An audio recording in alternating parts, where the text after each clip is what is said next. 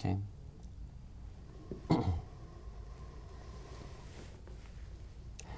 Welcome to Kuv.com. I'm your host, David Medor, and we have for our guest today, Jon Haugen. Jon is running for Congress for the 3rd District, and you are a candidate that we give you the opportunity, along with every candidate who's running for any office that is on the Clark County ballot. We invite you to come in, and you've been the first one to respond, so welcome. Thank you, David. You have issues that you want to be able to, that are important to you, that you feel like that's the priority that you want to be able to change for our area. Yes. And let me ask you, what is the most important issue or the most important issues that you want to be able to address? Oh, my first bill in Congress would be to end the war in Afghanistan in 90 days. The reason I say that is we've had, with military and civilian deaths in Afghanistan, almost 2,100 people have died there. We continue to spend about $2 billion a week. The reason that we went to Afghanistan is because we were attacked by Al-Qaeda, which means the base in Arabic, and almost 3,000 of our fellow citizens were murdered on September 11th. Mm-hmm. Since that time, because of the leadership of President Obama, Osama bin Laden is dead. He sent in SEAL Team 6 into Pakistan to either bring him out alive or dead. Al-Qaeda in Afghanistan has been decimated thanks to the drone attacks, once again under the leadership of President Obama. So it's time to come home. We've spent enough blood and treasure in Afghanistan, and we've accomplished our mission. And as a 24-year military member, I know that our armed forces are only for grave threats against the United States, and Afghanistan is no longer a grave threat. And contrast that to what is the prevailing position right now? If we didn't pull them out in 90 days, what would be the plan? What do you expect that would happen if things go just the way they are right now? Well, there's a few plans. First of all, from President Obama's point of view, he has said the war will end late 2014. Should he be replaced in office by former Governor Mitt Romney, the war could go on indefinitely. My opponent has that same position. She has said that we should not leave Afghanistan until the generals decide, her words, that we need to come home. I look at that as a military individual and say that's not the right course of action. Our military is run by the civilians, not the military itself. It's the civilians that tell the military when, where, and how they will employ our forces. If we use the same line of logic that the generals decide when we come home, we'd still be in Vietnam. Is it typical that throughout our history that the generals have been the ones that we are listening to when it comes to that kind of guidance, that kind of strategy? It's always the civilian leadership that has decided when, where, and how we employ our forces. Okay. Let's suppose that happens. Suppose we pull them out. What do you expect to happen in Afghanistan? Afghanistan is a country with about a 15% literacy rate. They don't get their news from the Columbian or a daily newspaper. They don't have television or radio. Certainly they don't have a Kuv.com that people are turning into on the internet to watch. They have tribal leaders and their imam that is in the mosque. That is the people that they get their information from. So it will return to what it was before we arrived.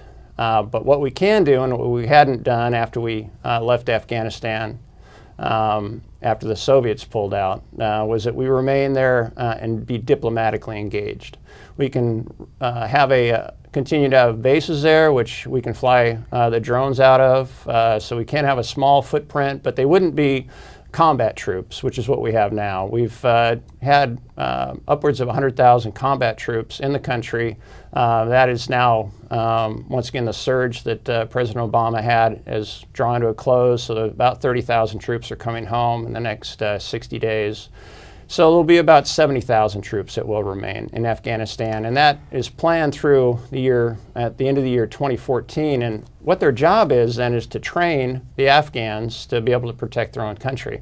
Unfortunately, we've seen what we call in the military purple on blue engagement. What that means is the people that we're training and providing arms to are actually turning those weapons on the Americans that are training them. And that's been the number of people that have been killed here recently in Afghanistan is because of Afghans who were training actually turn those weapons on Americans. The Al-Qaeda was really the ruling power there before Taliban. the Taliban. What would your position be, or what should America's response be if they revert back to that? If they end up training terrorists, right? That's like they were. Those are two different sets of people. The Taliban is a far religious group that that says women can't go to school. That if you commit adultery as a woman, you're immediately put to death. If you steal something, your hand is chopped off. So it goes back to the Quran and the way they interpret the Quran, not necessarily what the Quran says. The Al-Qaeda, or the base in Arabic, that was actually Osama bin Laden creation, and they found safe haven in Afghanistan after they were chased out of northern Africa, the Horn of Africa. And so that's why Al-Qaeda was in Afghanistan. So they're two different entities when you say the Taliban or Al-Qaeda. Al-Qaeda is who attacked us on September 11th, murdering almost 3,000 Americans. The Taliban provided them refuge, but they were not the people that instigated the attacks on America. And if we end up with another person like Osama bin Laden, with the same kind of tenacity, the same kind of plan, what would your response be? He's probably not going to, whoever that individual would be, is not going to locate in Afghanistan because of our involvement in that country.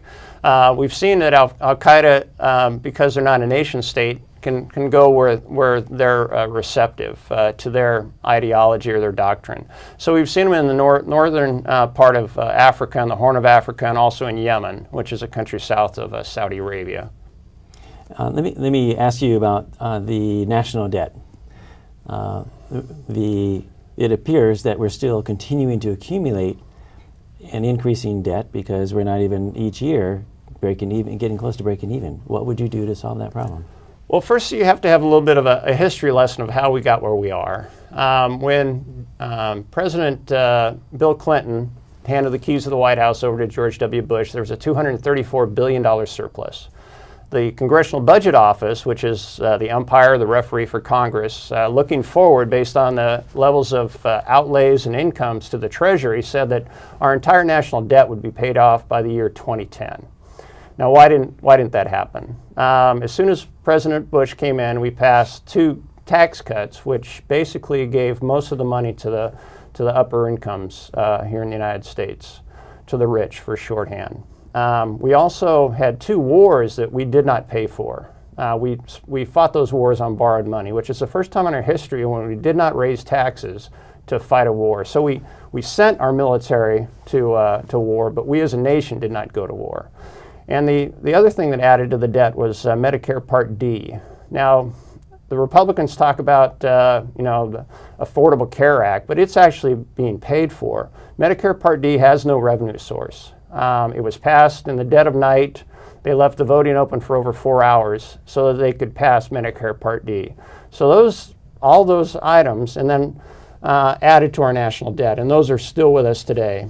So how do you fix it? Right. The other thing, are we spending like $1.5 trillion more each year than what we're bringing in? So what happened then when George W. Bush left the White House because of the Great Recession?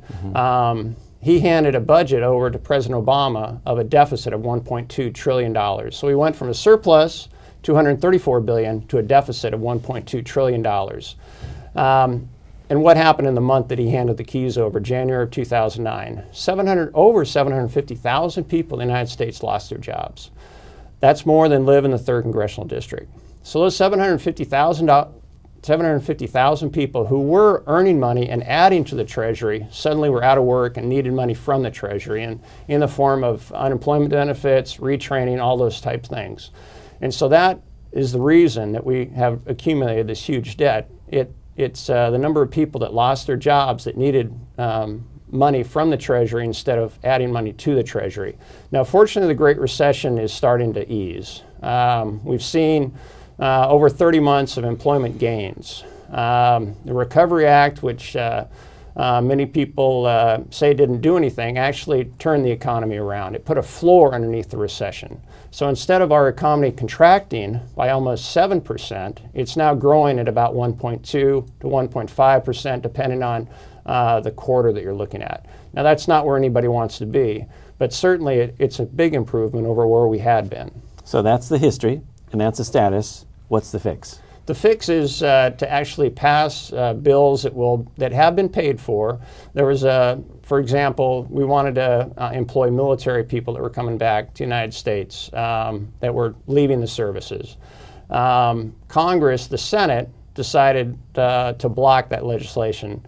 As your viewers probably know, there's a cloture rule in the United States Senate. So you have to have 60 senators to be able to do anything in the United States. What did you call that rule? Cloture. Cloture. Why is it named that? It's a term that comes to us through the rules of parliamentary procedure. So to be able to close discussion on anything, and that's where the word comes from, to close, cloture, okay. You have to have 60 senators vote in favor of that. Okay. So any of the two parties can block anything, but the example that I was giving, how we could have employed returning military veterans, there was $1 billion plan that was paid for through reductions in spending, but the senators from the Republican Party blocked it through their ability to deny cloture. Okay, I'm still looking for forward. What can you do? What's the plan to actually solve the problem? As you know, basic economy 101, supply and demand. If there's not enough demand, then employers will not will not produce the supply. Our companies across America have done very, very well in the last 4 years. They've got upwards of $2 trillion that's sitting offshore that they've been able to expatriate away from the United States because of tax laws and keep offshore. The balance books of major corporations are flush with cash right now. But they're not going to want to spend that money until there is demand from the people that are in the community that are going to supply that. So one way that Keynesian economics talks about is that the government can pass bills that employ people. So we saw that with the stimulus plan, which was $787 billion, 1/3 of which was tax cuts, our taxes today are lower under President Obama than they were under President Bush. 1/3 of that went to the states so that we continue to employ firefighters and teachers, and then 1/3 of that was used for infrastructure. What we can do now as a federal government is once again using Keynesian economics to create demand. And how we do that is actually put money in people's pockets that are going to spend it.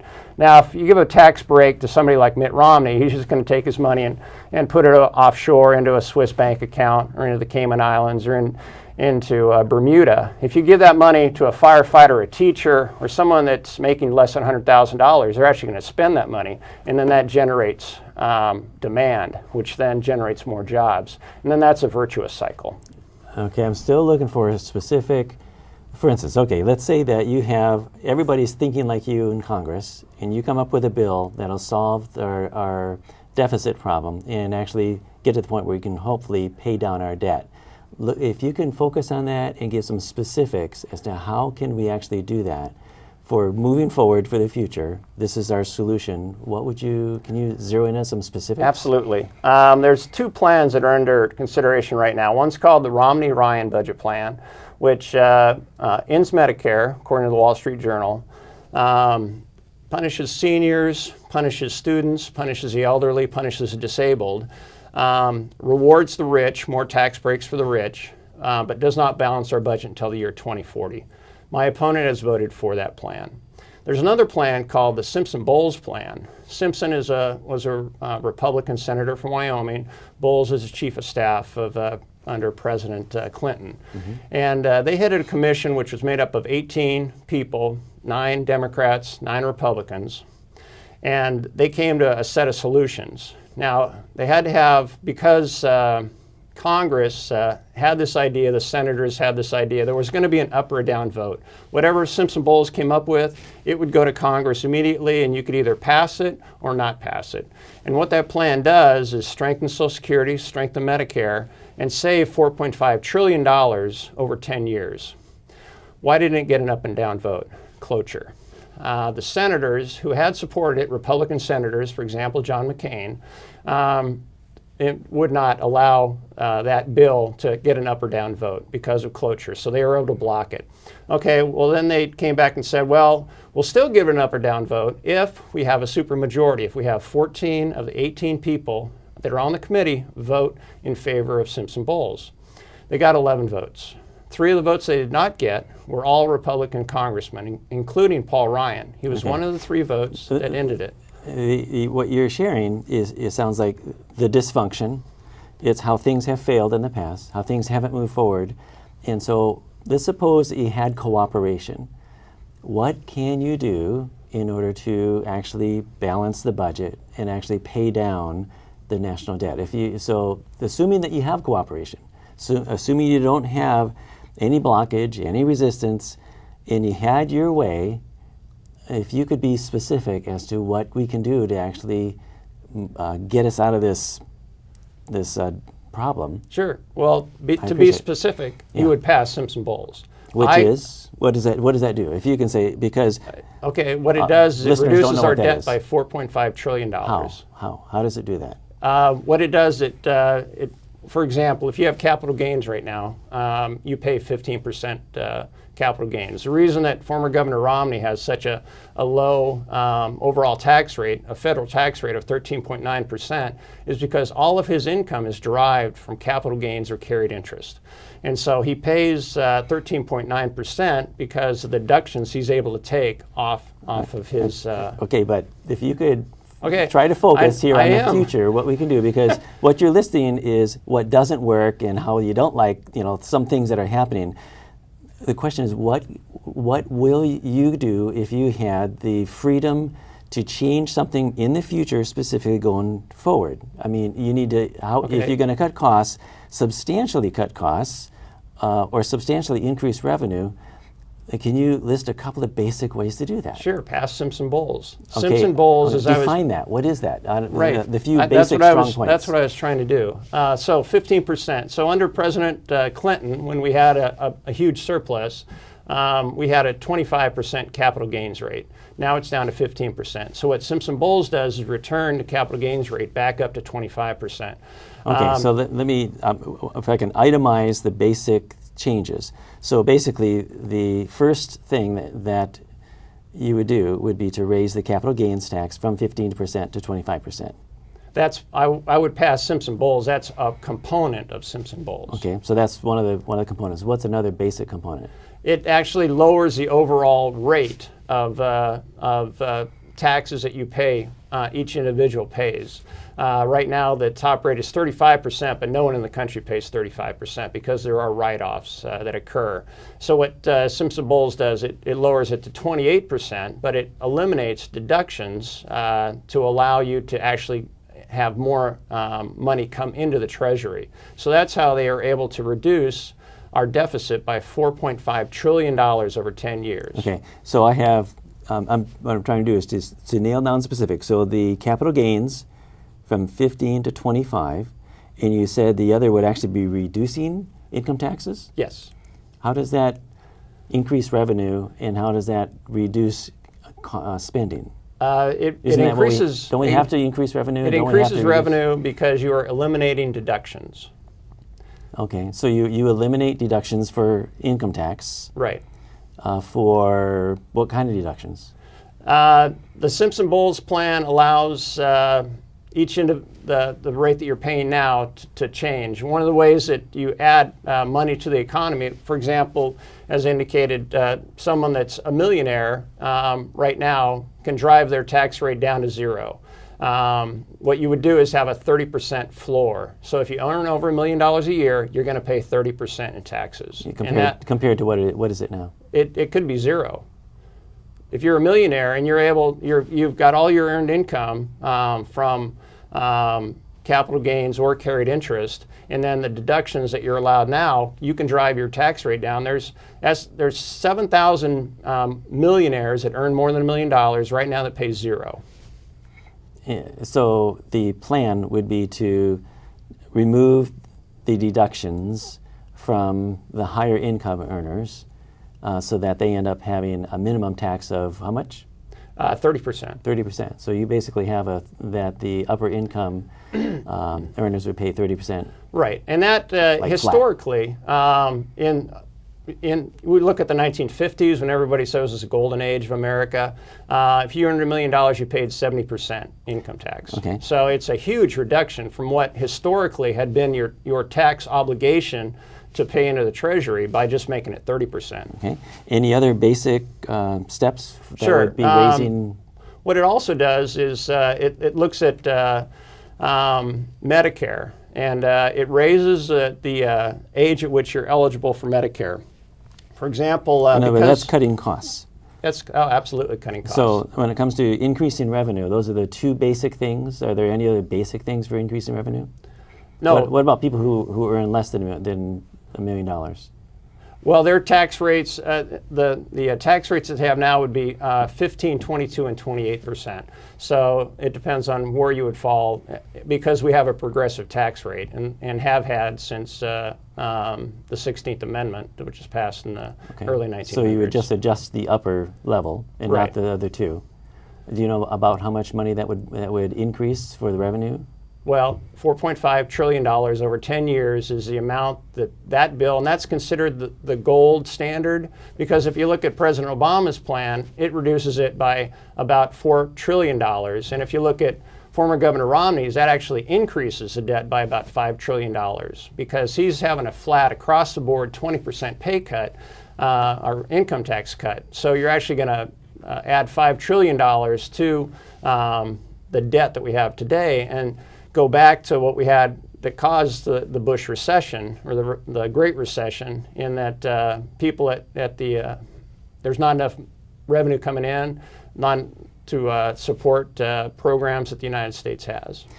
In other words, these two basic steps of the capital gains going from 15 to 25% and raising the upper tax bracket to 30% with eliminate most of the deductions would raise $450 billion per year? 4.5, right, for over 10 years, $4.5 trillion, so right, $450 billion per year. But what you're also doing is you're limiting the outlays, because what you do is you means test Medicare. So if you're a retiree that earns an amount of money, and I'm sorry I don't have the exact number, but let's say $1 million a year in retirement, you would actually pay for your own insurance. Instead of you getting a card for Medicare that provides free medical care for you because you earn enough money or more money than you're ever going to spend yourself, you pay for your own Medicare.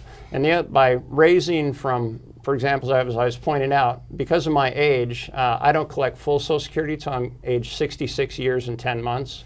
And so by indexing Medicare to receive Medicare at that same age, then that amount of money is saved as well, because instead of collecting or being eligible for Medicare at 65, now it's 66 years and 10 months for me, or 67 years. So that's a cost-cutting thing. Right. About how many people do you think are in that category where you have these two that fall into these two categories? Those that are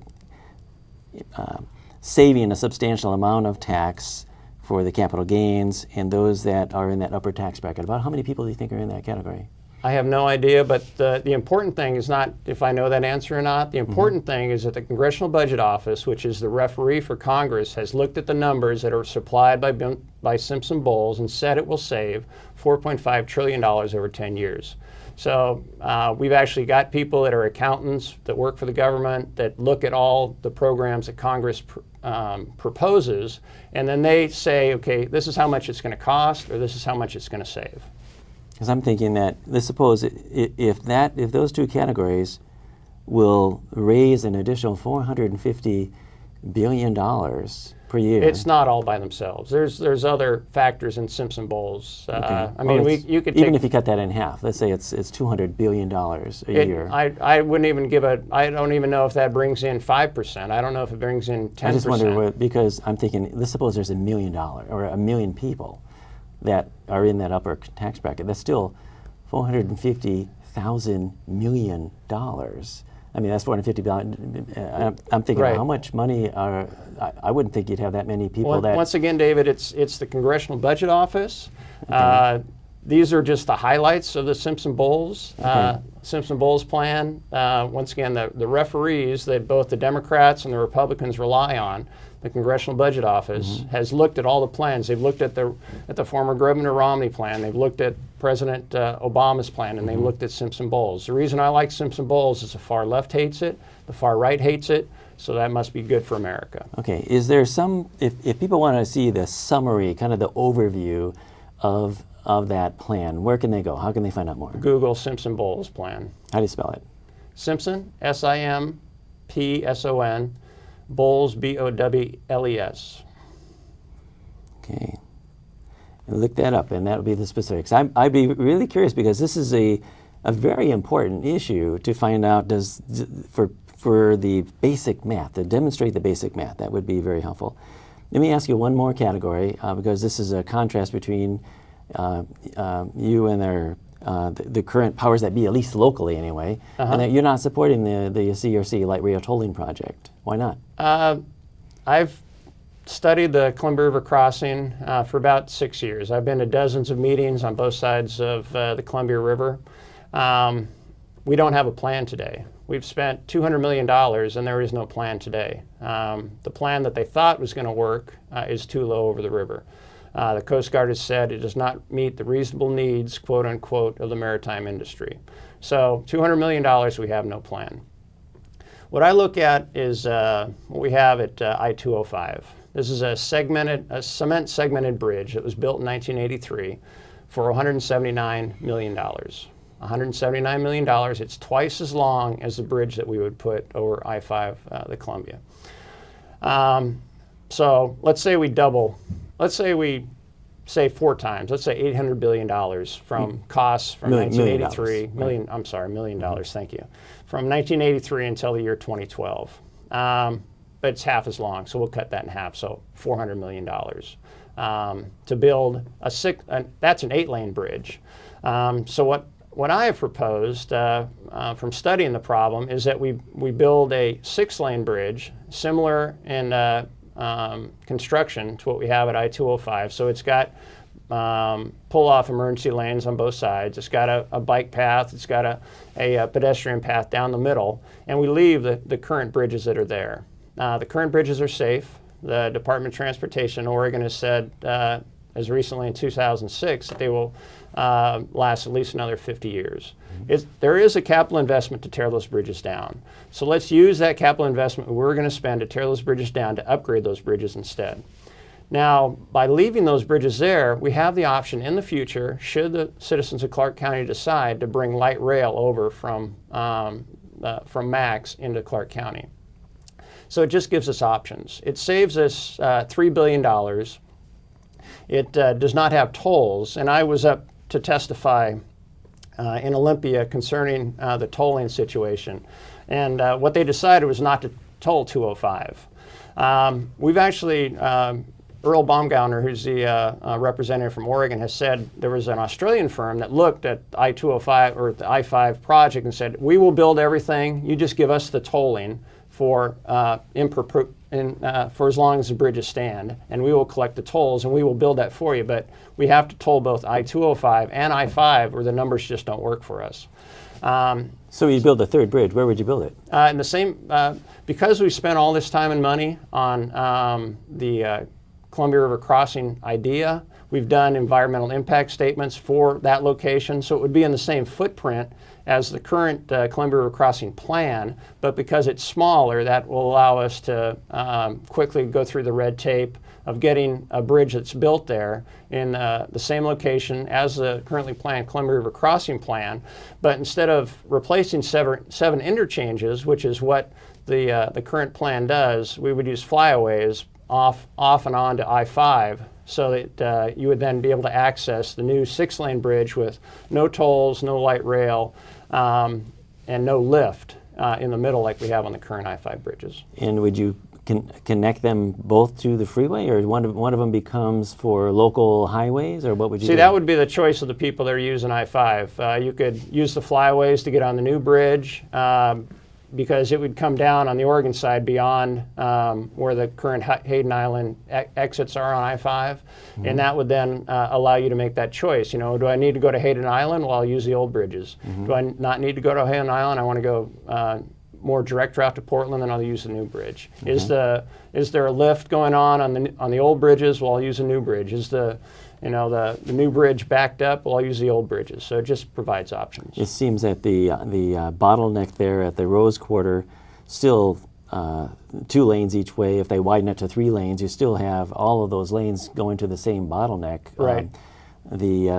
It seems that Portland has their own philosophy over there. They don't like cars, and some people think they actually make it painful on purpose, so you'll get out of your cars and take public transportation. What would you do? I mean, I must say that they did widen Delta Park, and that was on the Oregon dime. One lane, right? Right. They added a lane, but at least they spent the money and added a lane so that it would increase traffic flow down to downtown Portland. Doesn't that become isn't there a huge bottleneck there? You're still going to the heart of the city?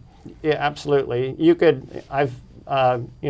Like you perhaps have traveled to Los Angeles and Osaka, Japan, and what they've done there is they've added an expressway above the current freeway, so that then you would bypass all that traffic. You wouldn't have any on or off ramps from the I-205 bridge to downtown Portland, and then you could connect it into the 405, so that gives you more options of getting to downtown Portland. So basically, this is a reset, because the CRC has no plans like this at all. Right. Have you talked with, let's say, do you know who Kevin Peterson is, bridge architect, transportation architect? I've read the work that he's done. Okay. Have you looked at because he has plans as well as be an alternative.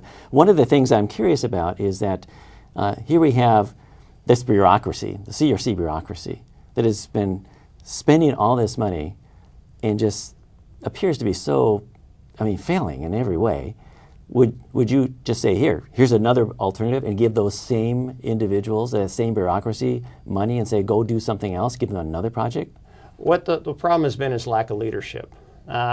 We need somebody in Congress that's actually going to take this bull by the horns and tackle it to the ground, and that's what I would do as a congressman for the 3rd Congressional District.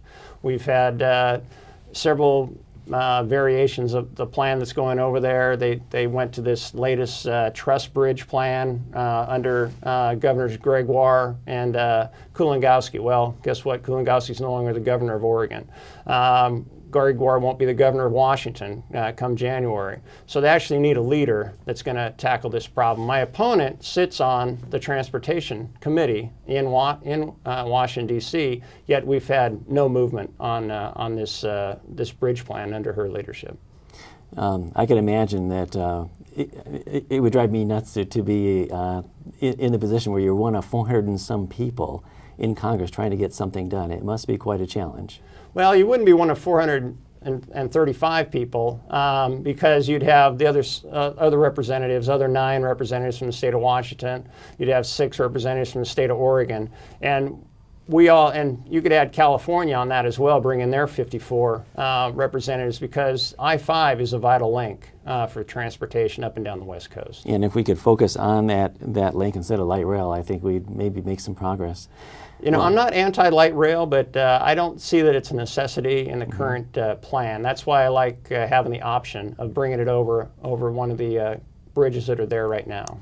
Options are good because we need to be forward thinking for the future.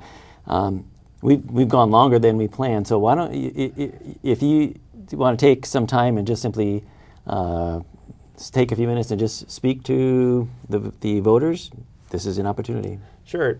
Just a little bit about me. I grew up in this area. My dad fought in the South Pacific during World War II.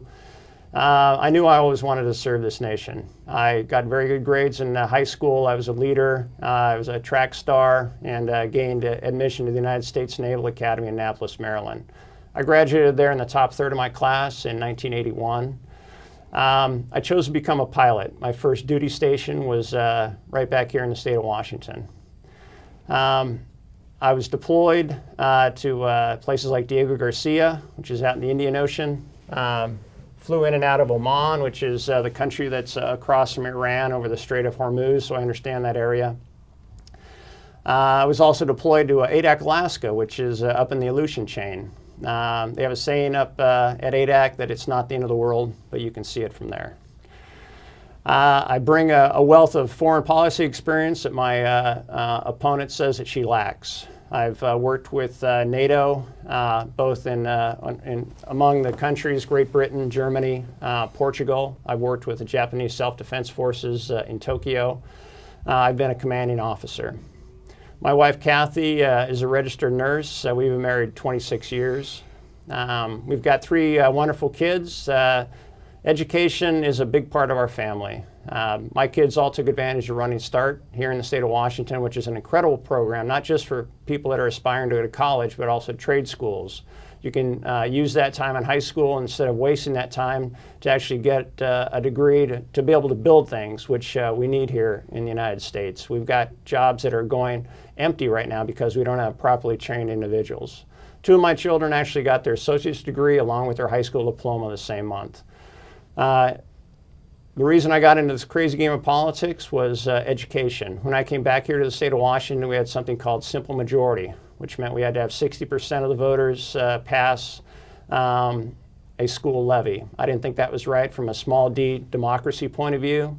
So I was the only person, private citizen, to testify before both the House and the Senate. And then working with the PTA and other folks here in the state of Washington, we were able to change supermajority to a simple majority in 2007. The education obviously is a big part. My background is in the military brings me a special perspective of how it is that the United States military should be used around the world. So that's like what I say, my first bill will be to end the war in Afghanistan in 90 days. I thank you for this time to speak with you, David, and I ask the voters for their vote this coming November. Great, and thank you for accepting our offer to be able to speak directly to the voters. That offer goes to every candidate, and I think it's just the goal here is for each voter to hear the candidate, regardless of what they're running for, regardless of their party, in their own words. So thank you for taking that time to help people understand more about you and your priorities. So appreciate it. Appreciate it. So that wraps up.